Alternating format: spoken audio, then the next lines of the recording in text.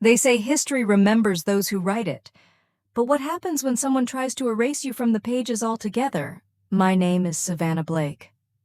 At 42, I hold 4 silver stars on each shoulder, one of the highest honors in the United States Space Operations Command. I've led missions that never made headlines, commanded teams in orbital rescue ops, and drafted doctrines that reshaped how we defend the future. And yet, today, I stood outside the gates of the very military academy that once branded me a disgrace. They were holding a centennial celebration honoring 100 alumni whose careers had, as the program said, brought distinguished credit to the institution and the nation. I wasn't on the list. Not as a guest. Not as a name in the booklet. Not even as a shadow. But I was there. Not for validation, not to make a scene, and certainly not for revenge. I was there because the girl I used to be who walked out of those academy gates in shame nearly 2 decades ago deserved to know she survived. She rose. She rebuilt herself in silence and soared where others tried to clip her wings. I came back wearing everything they once said I could never earn. The ribbons, the citations, the scars, and the 4 stars that they could neither grant nor deny. And when I walked through those doors, they saw what they tried to erase. Because you can remove someone's name from a guest list, but you can't remove the truth from their shoulders. I was 21 when I first set foot on the campus of the West Atlantic Military Academy. My boots hadn't even broken in yet. But my spine was straight and my eyes forward. I was one of only 7 women of color in a class of 342 and the only cadet from my zip code in South Houston. Most of the other students had legacies, fathers, and uncles whose portraits hung in the academy hallways. Me, I carried a scholarship, a duffel bag, and the weight of everyone back home praying I'd make it. And I almost did. The first 18 months, I excelled. Top 5 in strategic theory, squad leader in field exercises, rifle marksmanship scores that beat 3 of our instructors. I didn't drink, didn't party, didn't date while others relaxed on weekends. I studied aerospace logistics and practiced zero-G simulations in the outdated VR room no one else wanted. I was so focused on earning my place, I didn't see the storm building around me. It started with whispers, subtle jokes in the locker room, a training instructor accidentally calling me by another black cadet's name, even though she'd dropped out weeks before. Then came the rumors, suggestions that I was getting preferential treatment because of diversity quotas. But it wasn't until second year, during a live drill weekend, that everything fell apart. We were doing a joint exercise at Redstone. I'd been put in charge of route coordination and exfil logistics. Our team completed the course with a record time, and I was feeling for the first time like I truly belonged. That night, 3 cadets, all juniors from old money families, approached me in the mess hall with smirks. I didn't think much of it. Until the next morning, when I was summoned by the commandant's office and informed that I was being investigated for conduct unbecoming a cadet, specifically for inappropriate contact with a fellow team member. No evidence, no witness statements, just a blurry photo, taken from an angle that made it look like I was in a compromising position when in reality, I had been checking a squad member's injured leg after he twisted it in the terrain. The investigation lasted exactly 5 days. I wasn't allowed counsel. I wasn't allowed to call the cadet involved as a witness. He later told me in a private call that he hadn't even been interviewed, but the decision was swift. I was to be dismissed with immediate effect. Dishonorable conduct, stripped of my cadet rank, expelled. I didn't cry in front of them. I stood, saluted, and walked out with my shoulders square because they could take my uniform, but not my dignity. At least not then. My mother met me at the gates. I remember the way she looked at me, not with shame, but something worse, confusion, hurt. Not because I'd failed, but because she didn't understand how someone who followed every rule could still be discarded. I packed what little I had, left the dorm key on my pillow, and rode home in silence. Back in Houston, the narrative spread faster than I could control. The academy never gave details, so rumors filled the gaps. That I'd cheated, slept with an officer, that I'd been caught stealing classified files. One classmate even posted that I wasn't mentally fit for command. Suddenly, no one returned my messages. Friends ghosted me. The scholarship was gone. I couldn't even re-enroll at a public university. My dismissal flagged me as a liability. For 2 months, I didn't leave the house. My mother went back to work.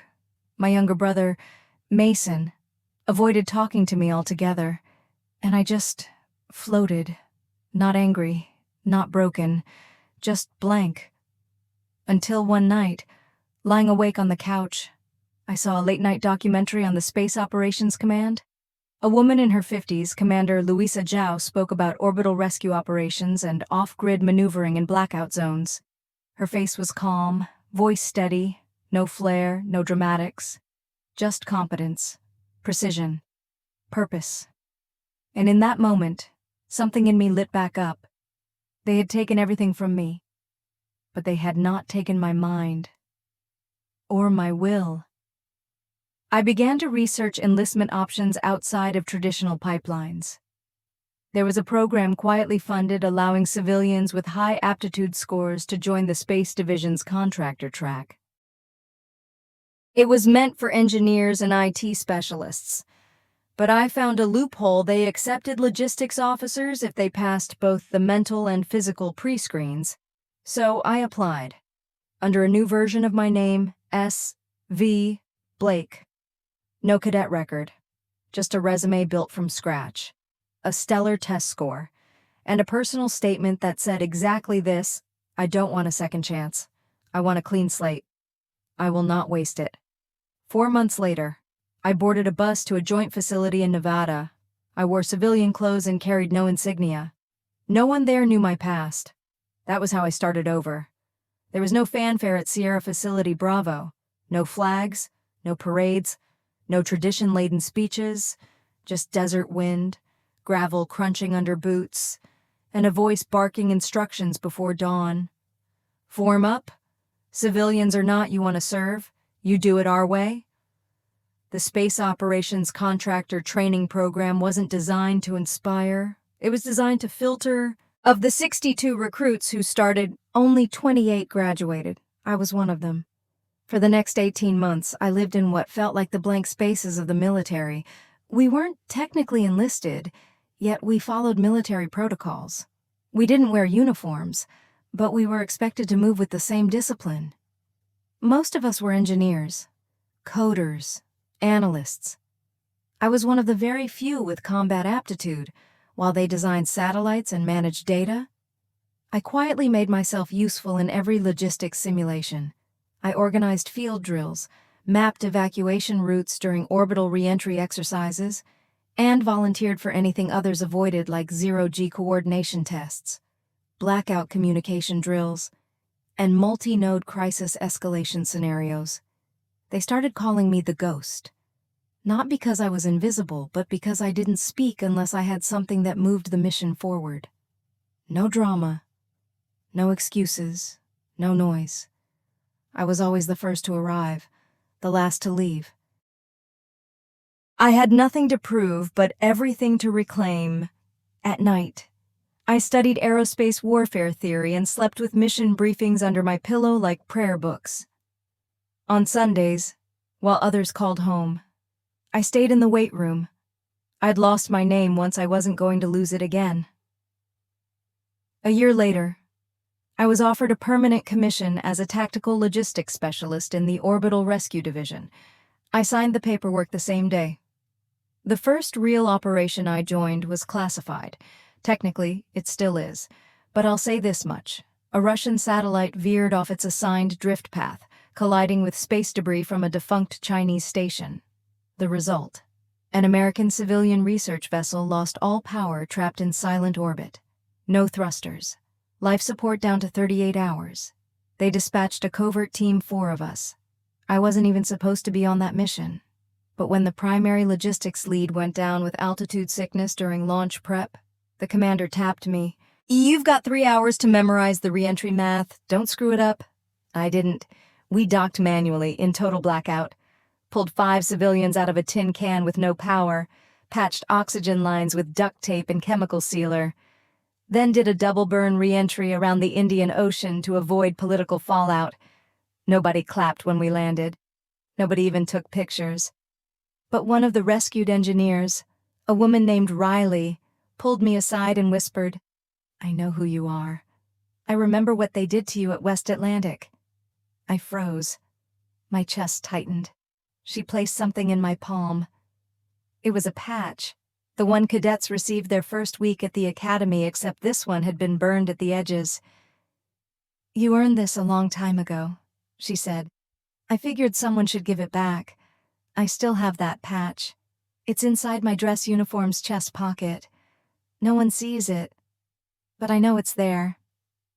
Over the next 6 years, I rose through the ranks, quietly, steadily. I never asked for credit. I never corrected people who assumed I had come through the contractor pipeline because I didn't make the cut for real command. Let them assume. I became the person they called when missions were too complicated, too politically sensitive, or too dangerous to make the news.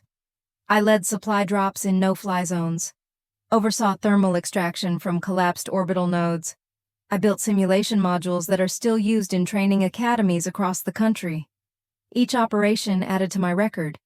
Each success etched another line into the legacy I was rebuilding on my own terms. I kept my past sealed, but occasionally, a former classmate would appear in the military system, usually unaware that I was now their superior in rank and clearance. Once, one of them, now a field officer in communications, accidentally addressed me as Blake. Like the girl who got kicked out, I responded with a quiet, "Commander Blake, and yes, I know her well." He never asked again. Then came Project Harpstring, a joint international defense simulation that evolved into a real-world op after a rogue AI satellite went off protocol and began hijacking drone signals from multiple global militaries. They needed someone who understood both field command and system theory, someone who could coordinate human teams and AI responses across orbital, aerial, and ground-based nodes simultaneously. My name came up first. They gave me full operational command, budget, assets, black-level clearance. I was promoted to colonel within 30 days and given control of a multi-nation task force. The mission succeeded. We disabled the satellite, restored all hijacked systems, and even preserved the shell of the AI core for deconstruction. My recommendations for AI military protocol revisions were adopted by NATO and later cited in 2 UN resolutions. It should have been a career peak. It wasn't. Because a week after the press release, I got a letter in the mail, an invitation from the West Atlantic Military Academy. They were planning a centennial celebration, honoring 100 of the most impactful alumni from the last century. At first, I laughed. The idea that they'd reach out to me finally acknowledging what I'd become, it almost felt like closure. Then I read the letter again. It wasn't for me. It was for a group invite to high-clearance military officials. My name wasn't even listed individually, just Space Operations Delegation. I checked the roster of honorees online. Names I recognized from my class year were listed, even the 3 cadets who fabricated the story that got me expelled. My name absent. Completely. I wasn't forgotten. I was erased. The first time I looked at the official Centennial program lineup, I didn't feel anger, I felt nothing. It was like being frozen in space, staring at a data feed gone silent, no sound, no warning, just the absence of acknowledgement so loud it nearly deafened me. The PDF was neatly formatted. 100 honorees, each with their name, class year, major command, and a short paragraph of distinguished contribution to national service. I scrolled past generals with less field experience than my interns. I saw communications officers with scandal-ridden careers listed as trailblazers. I saw someone I once helped extract from a compromised satellite array, a man who had cried into his comms, begging not to die alone in orbit, now being celebrated for leading-edge innovation and tactical strategy.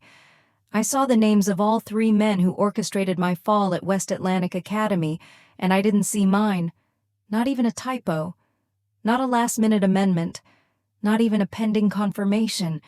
Erased. I leaned back in my chair at headquarters, the hum of recessed lighting above me ticking like a metronome against my thoughts. I should have just closed the file, pressed delete, told myself it didn't matter. But the silence, that curated, calculated silence, said otherwise. This wasn't just a case of being overlooked. It was surgical. Somebody had gone out of their way to make sure I wasn't listed. And if there's one thing a space commander learns early, it's this: you don't ignore the data when the pattern is too clean. So I started digging. My security clearance didn't just give me access to classified operations. It gave me administrative visibility across interbranch communications, including personnel coordination for high-profile military events. I knew exactly which database West Atlantic used for its alumni verification, because it was managed by the same subcontractor who handled our orbital logistics records. And more importantly, I knew someone on the inside. Captain Anaya Westfield, former Academy roommate of mine during our first training month before she got reassigned to the Navy. We'd kept in touch off and on over the years. She now worked in the Office of Institutional Protocol, managing formal outreach for Academy-hosted events. I called her under their pretense of requesting details for the Space Command's delegation. "Hey, Westfield, I saw the Centennial packet. Quick cue, who's overseeing the final honoree list?" A pause. "Oh, that would be Colonel Jonathan Marks. He's the new director of external recognition. Came in after that whole social media optics debacle last year." Colonel Marks. The name sent a chill down my spine. Not because I remembered him, but because I didn't, which meant he was likely one of them. The silent gatekeepers. The old guard who'd rather bend policy than face the truth of someone like me holding 4 stars and a national security portfolio. "I didn't see your name in the lineup," Anaya said carefully. "I thought that was a mistake." "So did I replied. A pause. "I can't officially say this," she whispered, "but I checked the revision logs. Your name was on the shortlist 6 months ago. It was removed 3 weeks later, manually, no comments, no traceable justification." That was all I needed to hear. I closed the call and stared at the wall in my office for a long while. I'd faced harder missions. I'd stood in the shadow of missile launches, pulled wreckage from scorched satellite stations, spoken to grieving families after comms blackouts turned fatal. But none of those battles felt quite like this. Because this wasn't about failure, or strategy, or timing. This was about erasure. An institution that had once called me unfit was now shaping history in a way that deliberately excluded the person I had become. I paced the room, my boots clicking against the composite tile. My assistant, Lieutenant Kira Tomlin, knocked once and stepped inside. "Ma'am, I finished the coordination memo for Harpstring Bravo's closure. Shall I submit it?" I nodded, but didn't respond immediately. She looked at me, really looked. Is something wrong? I could have said no, could have smiled and waved it off. But instead, I reached into my drawer, pulled out the Centennial flyer, and handed it to her. She read in silence, then met my eyes. "They didn't include you." "No." "Do you want me to call the Academy?" I shook my head. "I want you to prep my formal regalia uniform. The full one.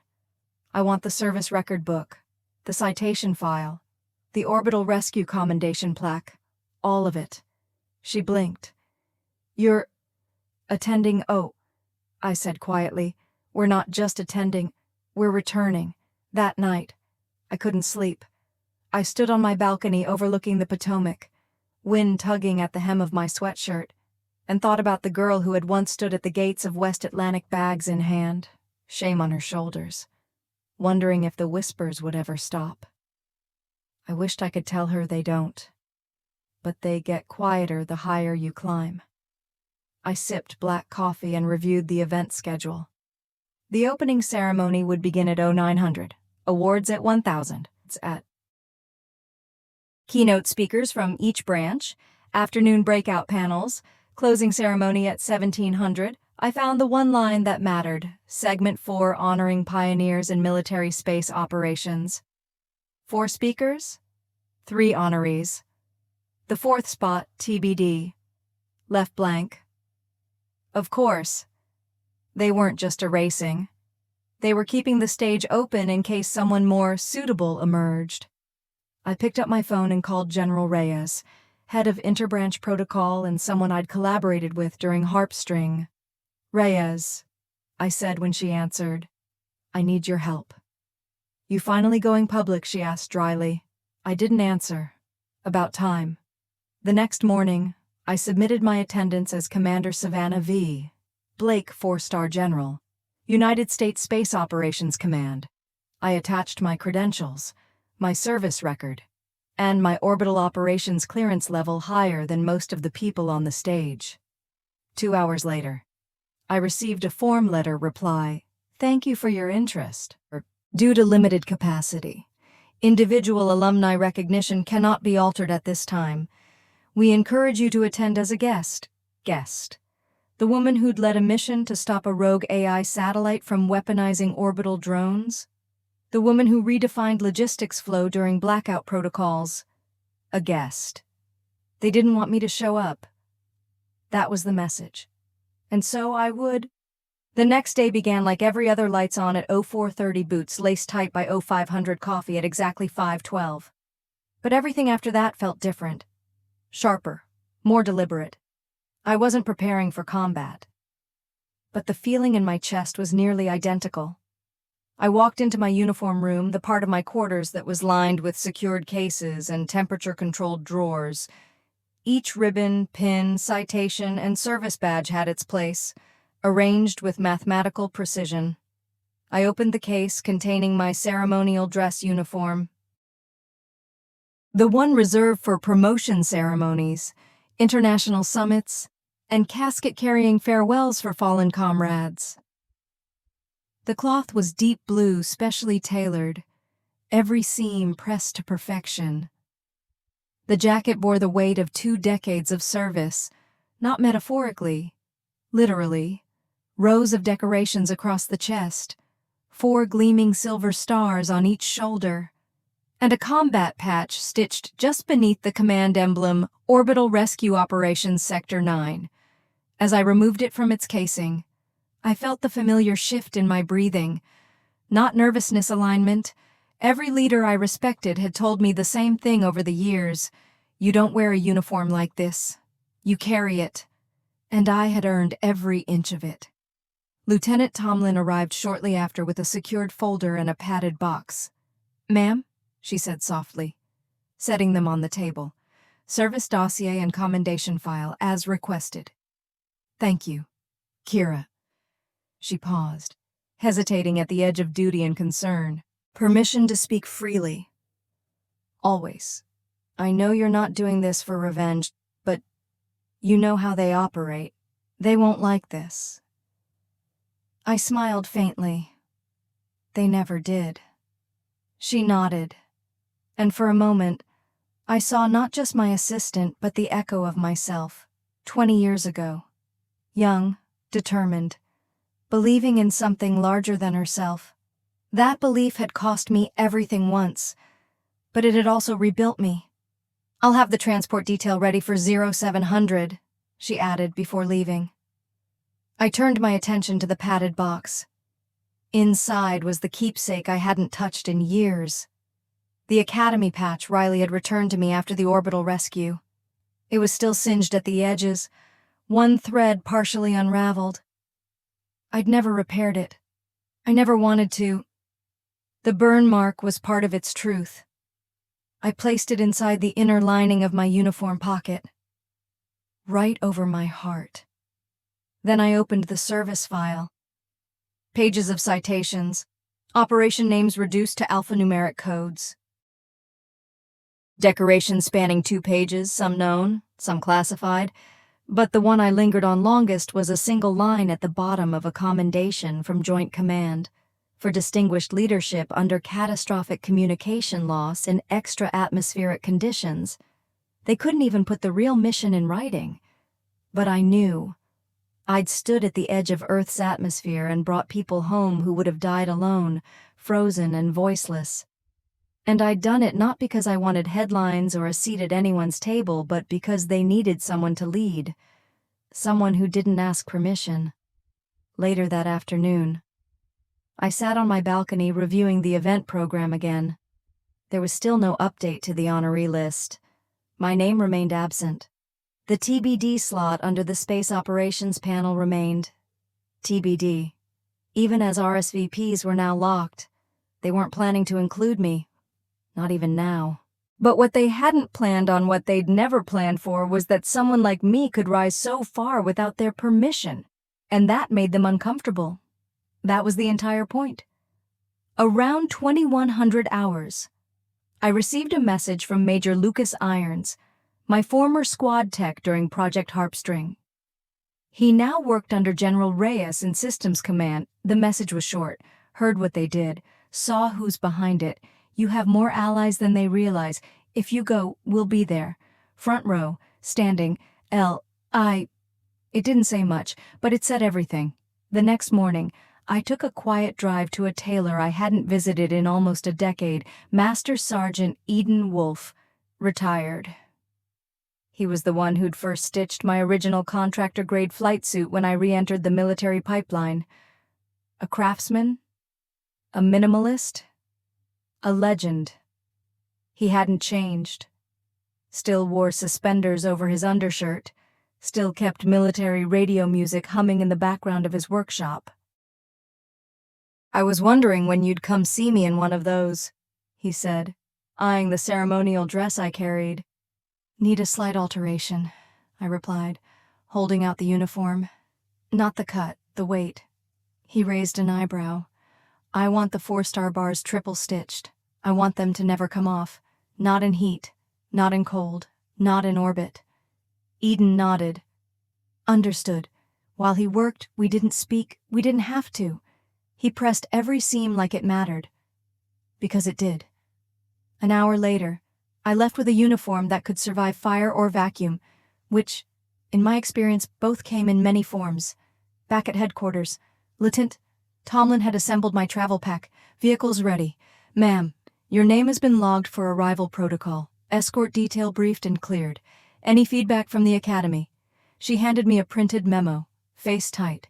Only this, General Blake. We appreciate your interest in attending. However, to preserve the cohesion of the event, we kindly request that any formal regalia be limited to branch-assigned representatives.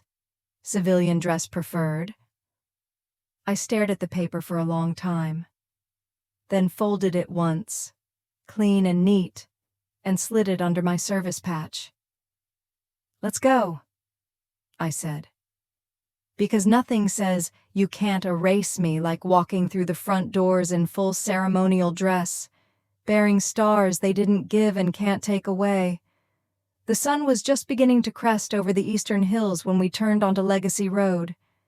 Even now, after all these years, I remembered every crack in the pavement, every sharp bend that led to the stone gateposts of the West Atlantic Military Academy.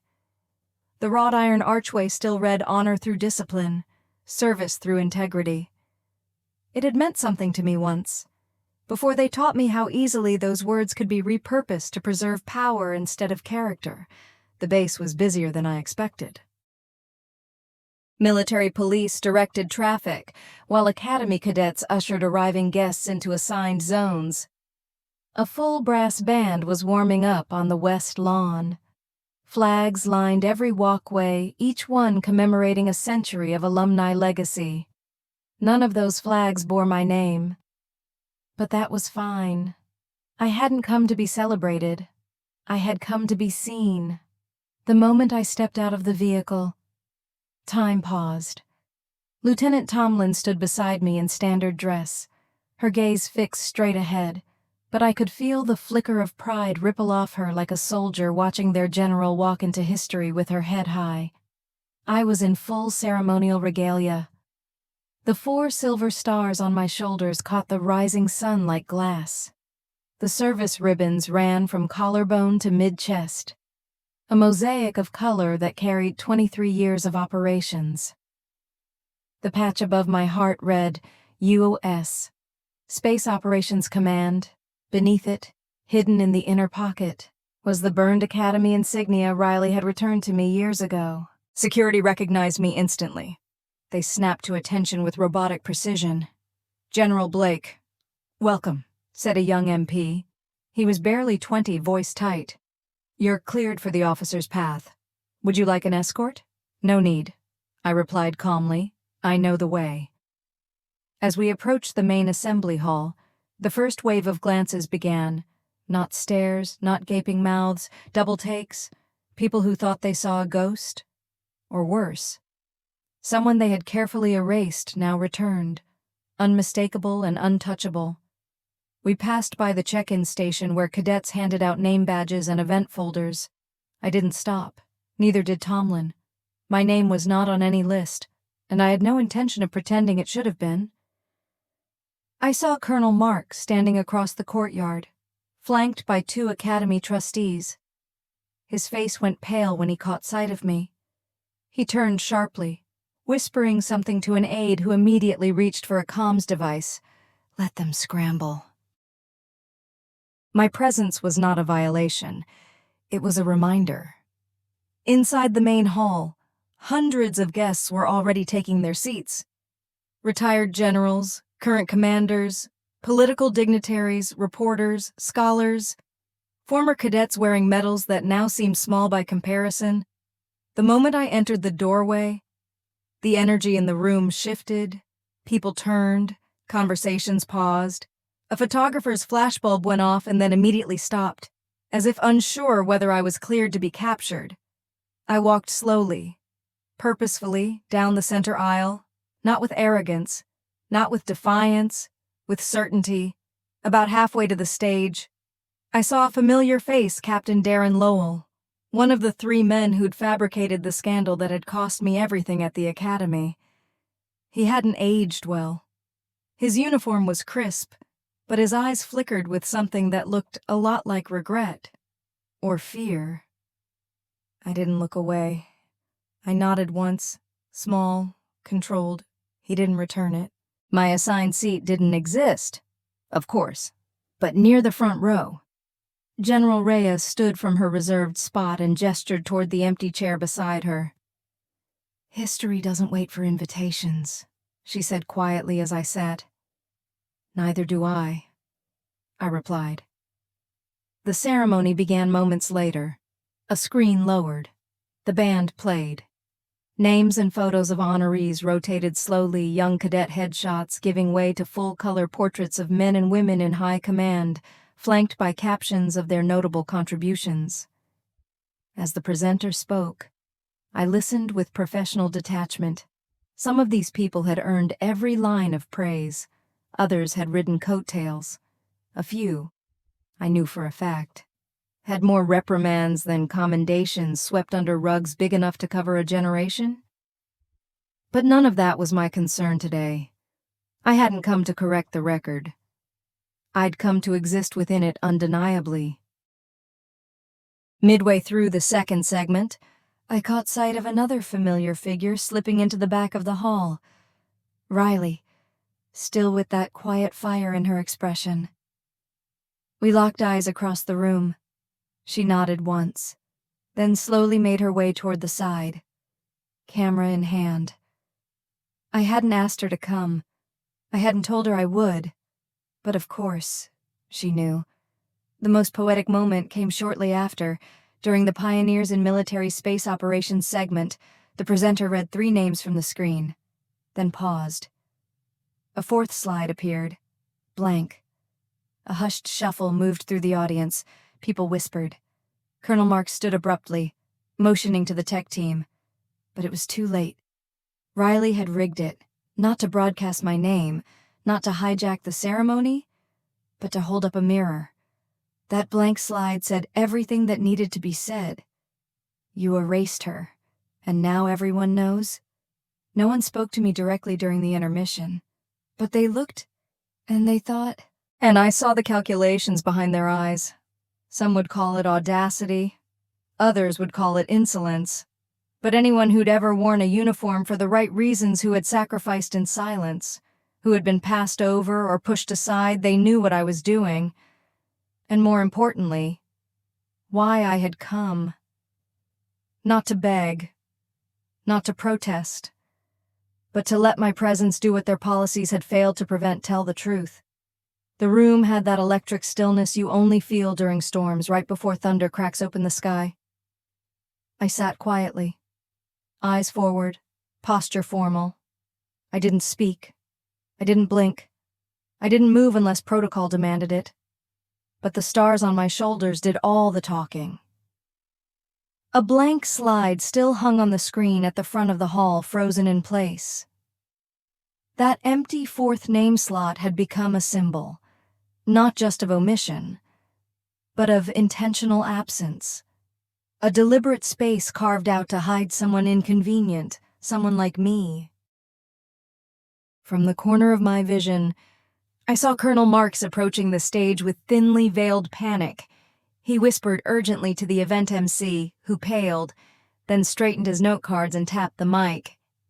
"If we may take a momentary pause," the announcer said. "There seems to be a formatting error on the presentation, but formatting errors don't rattle seasoned officers. They don't make them sweat through their pressed uniforms or fumble their papers." General Reyes leaned slightly toward me. "They're deciding whether to try and stop what's already happened. They're too late," I said evenly. A ripple of murmurs spread through the room. Then the microphone crackled again. This time, the voice was steadier, more authoritative. It was General Marcus Harridan, chair of the Centennial Committee, and someone I'd once testified alongside in front of Congress. He rose slowly and approached the lectern. "I believe," he began, "that in light of recent events and to uphold the values we claim to honor today, we would be remiss not to recognize another figure in the advancement of military space operations." He turned toward me. "General Savannah Blake, would you care to address the assembly?" A quiet gasp rolled across the room. Colonel Marks stood frozen, lips slightly parted, blinking as if trying to understand how this had gotten away from him. I stood. I didn't hesitate. I didn't gloat. I moved forward with the exact same stride I'd used to board spacecraft, enter classified briefings, and walk battlefield ruins in silence after the worst had passed. I took the stage. The applause wasn't thunderous. It wasn't rehearsed. It was uncertain, scattered, but it was real. The kind of applause given by people who just realized they were in the presence of something undeniable. I reached the podium and paused. Let the silence settle. Let them sit in it. Then I spoke. "Good morning," I said calmly, without theatrics. I wasn't on the original program. That's not a complaint. That's a fact. Somewhere in the back, someone coughed nervously. "I am not here because I need a spotlight. I have stood in darkness long enough to learn that light reveals more than it rewards. I came here because I once walked through the gates of this academy with a duffel bag full of hope, and I left it with nothing but my name, and even that was nearly taken from me." I scanned the room, faces locked on mine, some sympathetic, some skeptical, some stunned. In the years since, I have served in silence. I have climbed ranks no one expected me to. I've written doctrines, led operations, and buried teammates whose courage eclipsed mine. I have earned every single star on my shoulders, not because of what was given to me, but because of what I refused to let be taken. Another pause. I stand here today not to indict this institution, but to remind it. That legacy is not measured by curated rosters or carefully edited slides. Legacy is measured by who you tried to silence and failed. The room was so still. I could hear the buzz of the projector. I was erased once. I continued. But I rebuilt myself without your acknowledgement, without your titles, without your traditions. My voice never rose, but it deepened, anchored in the weight of experience. There are cadets sitting in this audience right now who believe their value lies in being seen, approved, promoted. I tell you this, you are not defined by the rooms that deny you. You are defined by the way you walk back into them anyway. I shifted my stance, turned slightly toward the flag in the corner of the stage. They told me once that I was unfit to wear this uniform, that my presence was a distraction, that I didn't belong. And yet, here I am. I gestured to the stars. They didn't give me these. I earned them, in missions you'll never read about, in conditions you'll never simulate, on nights where I was the only one awake because if I failed, no one else would survive. Silence again. But this one was different. Heavier, receptive. I don't want a plaque. I don't need my name on a wall, but what I demand for myself and for every silent warrior you've buried beneath protocol is truth. I stepped back, because even erased, I was never invisible. And now I look straight at Colonel Marks. You'll never forget me again. Applause this time was louder and longer. Not everyone clapped. Some folded their arms, some looked away, but most stood, one by one, including cadets, including junior officers, including people who had never heard my name until 10 minutes ago, but now understood its weight. When I returned to my seat beside General Reyes, she didn't say a word. She just nodded once. The reception afterward was like walking through a war zone of diplomacy. Some people approached with measured courtesy. Others avoided me entirely, pretending to check their phones or engage in stiff conversations with imaginary friends. But the ones who mattered, they found me. Riley first. You finally said it, she whispered, eyes glistening. I finally could. A young cadet approached next, maybe 22, mixed race, shaved head, anxiety in his step. Ma'am, he said, voice cracking slightly. That was the most honest thing I've ever heard in uniform. Then you'll do just fine, I told him. Colonel Marks tried to approach once. He opened with, General. If I may, I cut him off gently. You may not. He hesitated. I leaned slightly forward, not to intimidate, but to define the boundary clearly. I am not your teachable moment. I am the consequence of your choices. And I will not be your redemption arc. He turned and walked away. That was closure enough. Later, as I stood near the outer hall, the dean of the academy himself approached. An older man, appointed only a few years ago. He extended his hand. I was not here during the events of your dismissal, but I believe that every institution must have the courage to confront its past. I hope, in time, we can do more than simply remember you. I hope we can learn from you. I took his hand, firmly. Then start by believing the next cadet who walks through your gates with no legacy behind them but every ounce of purpose in their chest. He nodded. And to his credit, he didn't defend the past. He simply said, Yes, ma'am. As I walked back toward the car with Tomlin, I passed a wall of commemorative plaques, portraits of generals, astronauts, war heroes. A new panel had been installed. It had 4 stars on it, and beneath those stars, someone had added quietly, without fanfare, a single line on a brass nameplate, General Savannah V. Blake, class of '09, truth needs no permission. I didn't cry. I didn't stop. But for a brief second, I touched the brass. Not for validation, not for revenge, but for that girl, standing at the gate 21 years ago, carrying nothing but shame and a last name they'd tried to bury. Now, they could never erase it again. A week passed after the ceremony before I let myself exhale. Not because I was waiting for another apology, none came. Not because I needed recognition, I had already taken that back with every step onto that stage. No, I waited because I needed stillness. Stillness to hear the echoes. And what echoed most wasn't applause. It was the silence of those who stayed quiet when the truth stood before them, and the voices of those who couldn't stay silent any longer. 3 days after I returned to base, I received a secure message from the Academy, a formal update to the Centennial Archive. My name had been added as an honorary honoree, retroactively dated, with a note citing extraordinary contributions to Space Command and global defense initiatives. It was more than a gesture. But less than the truth. Still, I let it stand. Sometimes, dignity means knowing when not to demand more. Sometimes it's enough that they had to change their records because you didn't change who you are. The surprising part came next. Requests. Dozens of them. Young cadets, junior officers, even civilian defense analysts asking if I would mentor them, speak at panels, lead workshops, write op-eds. I wasn't interested in headlines. I never had been.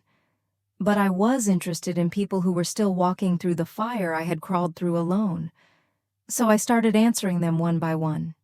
Emails from female flight recruits who'd been told their voices were too sharp. DMs from non-white cadets told they lacked the cultural fit to lead elite units. Encrypted messages from contractors who saw the same political rot in upper ranks but didn't know how to navigate around it. I didn't give speeches. I gave frameworks. I didn't give comfort. I gave clarity. One afternoon, I walked into the lower-level simulation room at our headquarters, a place where second-year recruits ran orbital maneuvering tests, and found a group of new cadets watching a replay of my centennial speech on the mounted screen. They didn't know I was behind them until I cleared my throat. They jumped to attention, awkward and startled, at ease. I said with a slight smile, "But if you're going to study leadership, don't just watch the speech, study the silence." They looked confused. The silence between words. I continued. That's where you see who someone really is. What they carry. What they protect. What they don't say because no one ever gave them permission to say it. They were quiet again. One cadet, a young woman with a prosthetic arm and a fire in her eyes, nodded slowly. "I saw that," she said. "The part where you said, 'You are not defined by the rooms that deny you.'" That hit different. I looked at her. That's because it wasn't written. It was remembered. That same week, I was invited to speak at the Joint Forces Women in Command Conference at West Point. It was a place I'd once dreamed of attending before the Academy changed everything. Standing on that stage in front of hundreds of rising officers, I didn't speak about my career. Not directly. I spoke about what happens when you serve in silence for so long that the silence becomes a second uniform. I spoke about the difference between having power and being able to hold power without it changing you. I didn't mention Colonel Marks, or the Academy scandal, or the empty slide. But I saw in their eyes they knew, because too many of them had lived versions of it.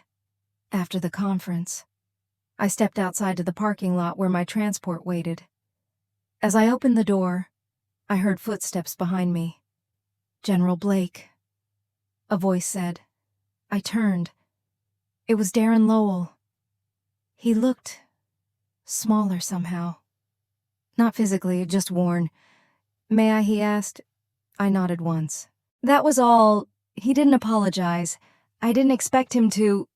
Instead, he said, "I was wrong back then. I knew it. And I still let it happen." I didn't flinch. "I'm not asking for absolution," he added quickly. "Just, I've got 2 daughters now. If they ever walk through those gates, I don't want the system I left behind waiting for them." That stopped me. I looked him in the eye for a long time. "You can't rewrite what you did," I said, "but you can change what they inherit. Start there." He nodded. We didn't shake hands, but it was enough. That night, back in my quarters, I sat at my desk and opened a drawer I hadn't touched in a long time. Inside was a folder labeled Class of '09, old Academy ID photos, my training reports, the dismissal paperwork with red ink that still made my pulse tighten. I took out one sheet, the expulsion letter, signed by a man long since retired. A man who had written, "This cadet has demonstrated a pattern of dishonor and unreliability incompatible with the standards of West Atlantic." I folded the letter in half, then in half again, then once more, and I slid it into the burn container beside my desk. I watched it turn to ash. Not because I needed revenge, because I no longer needed permission to release it. Some scars don't vanish. Some stories don't get happy endings. But if you carry them with truth, if you own the things meant to break you, eventually they become something else proof. That you were there, that you endured, that you kept walking when no one offered you a path. That's what the 4 stars on my shoulders mean to me now. They're not status, they're survival, and no one will erase them again. Somewhere along the way, I stopped needing to explain myself. That might sound small, but for a long time, decades, really every room I entered came with a silent demand. Justify your presence, prove your value, show them why you belong here. But now I walk in, and the room recalibrates, because I am no longer asking to be included. I am deciding who gets to walk with me. 3 months after the centennial event, I was invited to deliver the closing address at the North American Joint Cadet Commissioning Symposium, an annual gathering of the top 1% of graduating officers across all branches. The location was symbolic, a massive open-air theater perched above the Hudson, a place where generations of uniforms had stood for photographs and promises. But this year, they handed the final microphone not to a senator, not to a legacy general, but to me. I didn't take that lightly.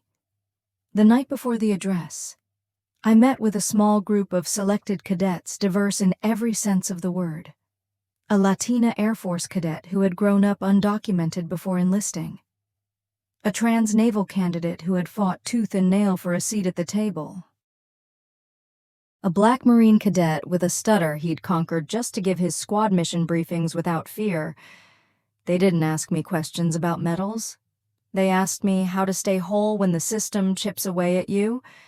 They asked what to do when the moment they dream of finally arrives and they're still not sure if they're enough.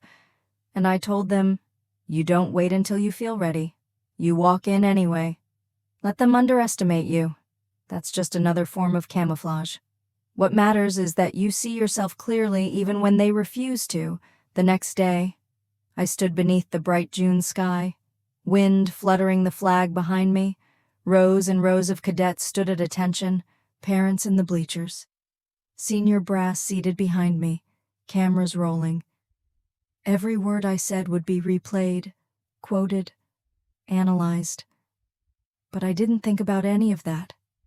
I thought about the moment I stood at the gates of the academy with everything taken from me, and how I walked right back through them years later, wearing the truth they couldn't delete. This uniform, I told the graduating class, isn't a reward, it's a promise. It promises that you will be tested. Not once, not at graduation, but every day after. And some of those tests will come not from enemies, but from institutions, from silence, from omission, from bias disguised as tradition. I let the land. Some of you will be told you don't fit the mold, that you don't look the part, that you're too much or not enough, that your path is unusual, your voice too loud, your presence too disruptive. I paused. I came here today to tell you they don't get to decide that. You do. More than a few heads nodded, some fists clenched. I didn't need to raise my voice. I had lived enough of this to speak with conviction alone. Leadership isn't about who they remember. It's about what you choose to remember when they try to make you forget who you are. After the speech, a line of cadets formed. They didn't want autographs. They wanted something more rare. Witness. To be seen. To be acknowledged by someone who had made it through the gauntlet they now stood on the edge of? One of the last cadets in line, tall, dark-eyed, and trembling slightly, handed me a folded slip of paper. Inside, in neat handwriting, were 5 words. They almost erased me too. No signature, no name, but it didn't need one. I still carry that note in my personal mission folder because it's not a one-time story. It's a pattern, and my job now is to break it. I no longer look for validation in the systems that failed me. Now I build parallel ones. Quiet ones, powerful ones. Every 2 weeks, I meet virtually with a group of 10 young officers, each handpicked for their potential and their vulnerability. We don't talk about combat drills. We talk about surviving boardrooms where the only people who look like you are on the service staff. We talk about holding your dignity when your commander calls you girl instead of sir. We talk about resilience not as an Instagram quote, but as a strategic asset. One of the group members, a junior Air Force officer named Malik, once asked, "Ma'am, how did you stay in the fight that long without becoming bitter?" I told him the truth. I didn't. There were days I was bitter. Days I wanted to burn it all down. Days I fantasized about resigning and disappearing. But then I remembered. I said, if I leave, they win twice. First by silencing me. Second by making sure the next version of me never sees what's possible. So I stayed. And now I don't just hold space. I create it. Back at headquarters. My uniform still hangs ready. My medals still shine. But they're no longer armor. They're invitations. Invitations for others to walk taller, to speak louder, to return to rooms where they were once made small and take up space anyway. I don't expect the old guard to change overnight, but I'm no longer waiting for their permission. And neither are the ones watching me now, because legacy isn't what we leave behind, it's what we protect while we're still here. And mine is this: they tried to erase me, but I stood still. And in that stillness, I became unforgettable.